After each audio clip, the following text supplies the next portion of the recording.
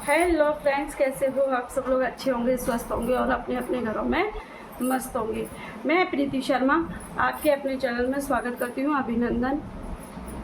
मैं आज नए टॉपिक के साथ में आप वीडियो लेके आई हूँ, जो है हमारी कामिका एकादशी। किस दिन करनी है? सोमवार है, सावन का सोमवार है। किस दिन पड़ रही है, कैसे पड़ रही है और हमें किस दिन रखना है और किस तरीके से हमें पालन करना है, पूरी फुल जानकारी दूंगी इसी वीडियो में। तो बने रहिए मेरे वीडियो में लास्ट तक। और मेरी दी हुई जानकारी अगर आपको अच्छी लगे तो लाइक शेयर कमेंट ज़रूर किया करो। तो चलते हैं अपने वीडियो की तरफ। कामिका एकादशी कब पड़ रही है? कामिका एकादशी हमें क्या है, मतलब पहले तो ये समझिए। तो कामिका एकादशी हमारी कामनाओं की पूर्ति करने वाला ये व्रत है। कामिका एकादशी जैसे कि हमारी अंदर की जो इच्छा होती है कि भगवान जी हमें ये मिल जाए, भगवान जी हमें ये हो जाए, भगवान जी हमें ये हो जाए। कुछ इच्छाएं, हर मनुष्य की इच्छाएं कुछ ना कुछ होती हैं। तो इस व्रत को कामिका एकादशी कहते हैं। तो मतलब कामना पूर्ति व्रत इसको कहा जाता है पहले तो, ठीक है। और हर मनुष्य की इच्छाएं होती हैं, उनको पूर्ण करने के लिए हमें श्री हरि विष्णु जी से प्रार्थना करनी होती है, ठीक है। लेकिन अब की बात सोने पे सुहागा है। हमें श्री हरि के साथ साथ हमें भोलेनाथ हर का भी मिलन होगा और दोनों की ही हमें पूजा करनी है। दोनों से ही हमें फल प्राप्त करना है। हम दोनों को किस तरीके से खुश रख सकते हैं। तो कामिका एकादशी कब पड़ रही है? कामिका एकादशी पड़ रही है आपकी 21 जुलाई को, ठीक है। वैसे तो कैलेंडर के अनुसार 20 जुलाई और 21 जुलाई की थी, लेकिन 20 जुलाई को शाम के समय होने के बाद में तो 20 जुलाई को इस व्रत को नहीं रखा जाएगा। 21 जुलाई को उदय तिथि से ही प्रारंभ हो रहा है, इसीलिए हम कोई भी व्रत रखते हैं तो हम उदय तिथि से ही व्रत रखते हैं। जो सुबह मतलब उदय तिथि से ही व्रत प्रारंभ होता है तो हम उसी को रखते हैं। तो इस व्रत को हम रखेंगे 21 जुलाई को। और 21 जुलाई को व्रत रखने के साथ साथ ये 21 जुलाई को क्या है? सोमवार, सावन का सोमवार।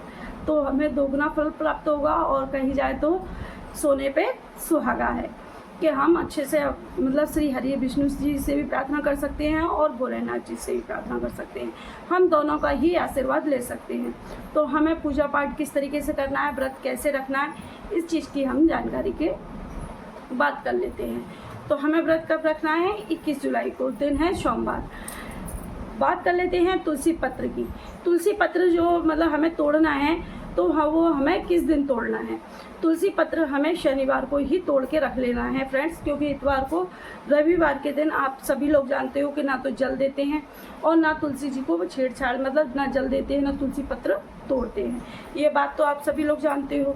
कुछ लोग एकादशी को भी व्रत मतलब तुलसी दल तोड़ लेते हैं, लेकिन ऐसा नहीं है। एकादशी को तुलसी दल नहीं तोड़ा जाता, क्योंकि एकादशी पे भी तुलसी माता व्रत रहती हैं, तो उन्हें छेड़छाड़ मतलब परेशान नहीं किया जाता। वो भी व्रत रहती हैं ठाकुर जी का। तो इसीलिए हमें तुलसी दल हमें कब तोड़ना है? शनिवार को, ठीक है। आप सुबह तोड़ लीजिए या दोपहर को तोड़ लीजिए, शाम को भी ना तोड़े, तुलसी दल ना तोड़े, ठीक है। तो अगर तुलसी दल की बात, हमें व्रत कैसे करना है? एकादशी की बात कर लेते हैं, सोमवार की। तो एकादशी का व्रत हमें रविवार से ही लग जाएगा शाम के समय। तो शाम के दरिए आप सभी लोग जानते हो कि 3 दिन का ये व्रत होता है। तो 3 दिन के व्रत में हमें किस तरीके से हमें पालन करना है, किस तरीके से हमें संकल्प लेना है? तो हमें रविवार को ही संकल्प लेना है। संकल्प का मतलब यह है कि आप अपने घर में शुद्ध शाकाहारी भोजन करें, प्याज लहसुन का सेवन ना करें और अच्छे से अपने संकल्प रखें कि हम एकादशी का व्रत रख रहे हैं। लेकिन कुछ लोग हर सोमवार को जैसे मतलब सोमवार व्रत रहते हैं, तो वो लोग कैसे रखें? तो वो लोग भी रह सकते हैं, ऐसी कोई बात नहीं है। दोनों का ही व्रत रह सकते हैं, सोमवार का भी और एकादशी का भी। वो एकादशी का इसलिए रह सकते हैं क्योंकि सोमवार वाले व्रत वाले दिन तो आपको भोजन करना होता है शाम को, दिन में आप फलाहार लेते हो। तो सोमवार के व्रत के में जो शाम को आप जो भोजन करोगे वो भोजन ना करके फलाहार कर लीजिए, तो दोनों का फल प्राप्त हो जाएगा, सोमवार का भी और एकादशी का भी, ठीक है। ये बात समझ में आ गई। शाम के समय आप है ना प्याज लहसुन का सेवन ना करें, सुबह जल्दी से जल्दी उठने की कोशिश करें। और जल्दी से जल्दी इसलिए बोल रही हूँ फ्रेंड्स, क्योंकि जल्दी सावन के सोमवार है, सारे देवालय शिवालय में भीड़ होती है और फिर पूजा करने के लिए आपको टाइम नहीं मिलता है और भगवान जी भी बहुत देर से मिलते हैं। तो फिर काफ़ी टाइम हो जाता है। तो कुछ बहनों का फिर मतलब कमेंट्स है कि हम पहले घर की पूजा पहले करें या बाहर की पूजा पहले करें, देवालय शिवालय की पूजा हम पहले करें, मंदिर पहले जाएं। तो ऐसा कुछ नहीं है फ्रेंड्स, आपके समय के अनुसार है। आपका काम जैसे घर का झाड़ू पोछा बर्तन जब ख़त्म हो जाए, आप जल्दी से फ्री हो जाओ, तो आप बाहर भी जा सकते हो। देखो बाहर इसलिए मैंने बोला क्योंकि बाहर जो है मंदिर और शिवालय में भीड़, अगर आप लेट हो जाओगे तो भीड़ हो जाएगी, फिर आपको मतलब अच्छे से पूजा करने को नहीं मिलेगी, फिर तो आप हड़बड़ी में पूजा कर पाओगे। इसलिए तो आप बाहर भी जा सकते हो, लेकिन ठाकुर जी के बर्तन साफ़ करके ही जाना, ठीक है। सिर्फ ठाकुर जी के बर्तन साफ़ करके आप जा सकते हो। ठाकुर जी को आप जगा के जा सकते हो, जगा दीजिए, चाय मतलब आके पिला दीजिए, कोई दिक्कत नहीं है। लेकिन थोड़े से ठाकुर जी के जो शाम के बर्तन होते हैं रात के, वो साफ़ करके आप जा सकते हो। तो ये बात क्लियर हो गई। दूसरी बात, हम व्रत कैसे करें। तो व्रत हम सोमवार का भी कर सकते हैं और एकादशी का भी कर सकते हैं, ये बात भी मैंने आपको बता दी। एकादशी के व्रत के दिन हमें फलाहार ही करना होता है, कुछ लोग फलाहार से रहते हैं, और सोमवार को भी आपको फलाहार ही करना है, ठीक है। और सोमवार का दिन है तो भोलेनाथ जी की भी पूजा कर रही हैं और श्री हरि विष्णु जी की भी और लक्ष्मी जी की भी पूजा कर रही है। कुछ लोग पूजा करते समय पट्टे पे मतलब चौकी लगा के मतलब कथा वगैरह सब सुनते हैं और उस तरीके से करते हैं। साधारण रूप में भी बहुत से लोग करते हैं, साधारण रूप में व्रत रह लेते हैं, धूप दीप से अगरबत्ती से सबकी पूजा करते हैं, ठीक है। लेकिन आपके घर में सारे देवा श्री हरि विष्णु जी हैं और भोलेनाथ जी का छोटा सा शिवलिंग भी है, तो उनकी भी आप पूजा कर सकते हो। छोटे से शिवलिंग से मतलब आप बेलपत्री वगैरह तो आप चढ़ाते ही हो, सभी लोग जानते हैं सावन के सोमवार में बेलपत्री, धतूरा और ये चीज़ें चढ़ाई जाती है, फूल तो ये चढ़ाई जाती हैं। लेकिन एकादशी के व्रत में और पहले आप श्री हरि विष्णु जी की पूजा कर लीजिए एकादशी का। तो एकादशी के व्रत में तो आपको कथा भी कहनी होती है। चिन्नामृत नहीं बनाया जाता, पंचामृत बना लीजिए, और पंजीरी तो आप भूनते ही नहीं हैं इसमें। तो पंजीरी जो मतलब ठाकुर जी का स्नान कराओगे, उसी ठाकुर जी के स्नान में ही आप अपने प्रसाद के रूप में ले लेना, ठीक है। तो हो सके तो फल फूल दीप ये जला के आप आरती कर सकते हो, साथ में भोलेनाथ जी की भी पूजा कर सकते हो, ठीक है। तो आरती जो होगी, जो श्री हरि विष्णु जी की एकादशी की भी होगी और भोलेनाथ जी की भी होगी, उस दिन आपको 2 आरती करनी है। बस पूजा के समय कुछ लोग कथा भी सुनते हैं, कामिका एकादशी है तो कथा भी सुनते हैं, तो पहले कथा सुन लीजिए, फिर भोलेनाथ जी की पूजा कर लीजिए। पूजा का मैंने आपको क्लियर कर दिया। अब आते हैं हम खान पान पे कि हम खाएं क्या।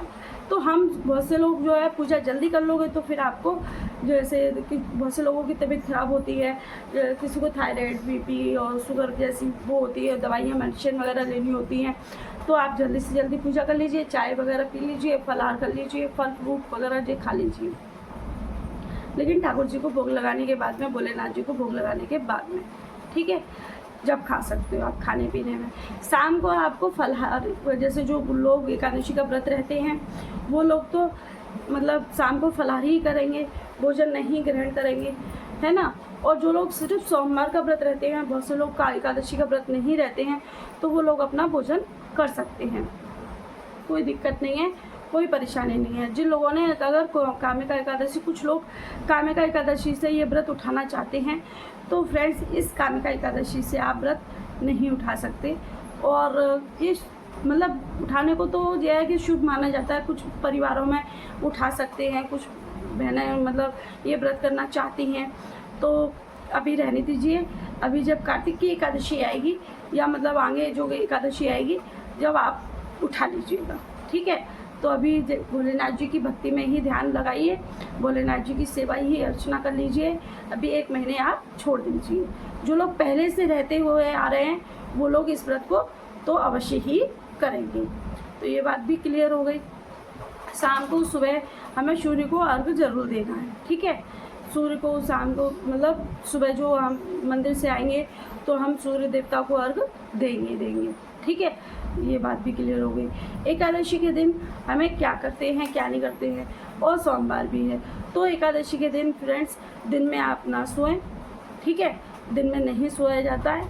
और रात्रि को आप सो सकते हो, ठीक है। और खाने पीने में तो मैंने बता ही दिया आपको। और एकादशी के दिन हमें कुछ ऐसा कार्य नहीं करना है जिससे हर किसी को तकलीफ़ हो या मतलब किसी को परेशानी हो। और ख़ास करके सावन का महीना चल रहा है, बरसात का मौसम है, तो जीव जंतु जो मतलब निकल आते हैं, चींटी और कॉकरोच वगैरह और मतलब जे क्या बोलते हैं कातर वगैरह ये निकल आती हैं। तो उस दिन आपको ध्यान रखना है कि किसी भी मतलब जीव को आपको मारना नहीं है। और अगर परेशान है या किसी कागज़ में या चिमटे से पकड़ के आप बाहर डाल सकते हो, किसी भी जीव को मारना नहीं है उस दिन।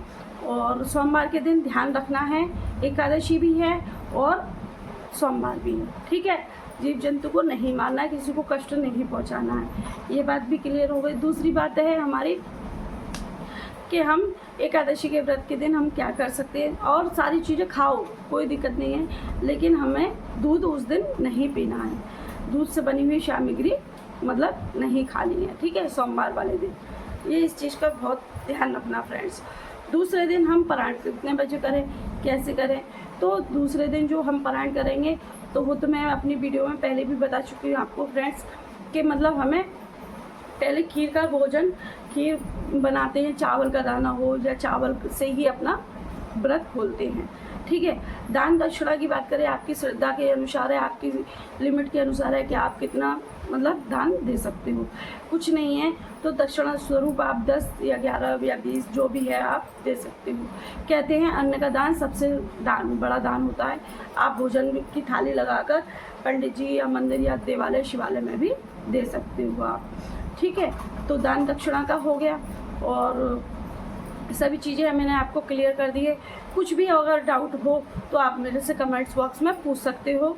और मेरी दी हुई जानकारी आपको अच्छी लगी तो लाइक, शेयर और कमेंट किया करो फ्रेंड्स। और इसी के साथ मेरा ये वीडियो यहीं पे विराम होता है और मिलती हूँ अगले नेक्स्ट वीडियो में अच्छी नई अपडेट के साथ और नई जानकारी के साथ। तो हर हर महादेव, जय श्री कृष्णा, श्री शिवाय नमस्तुभ्यम।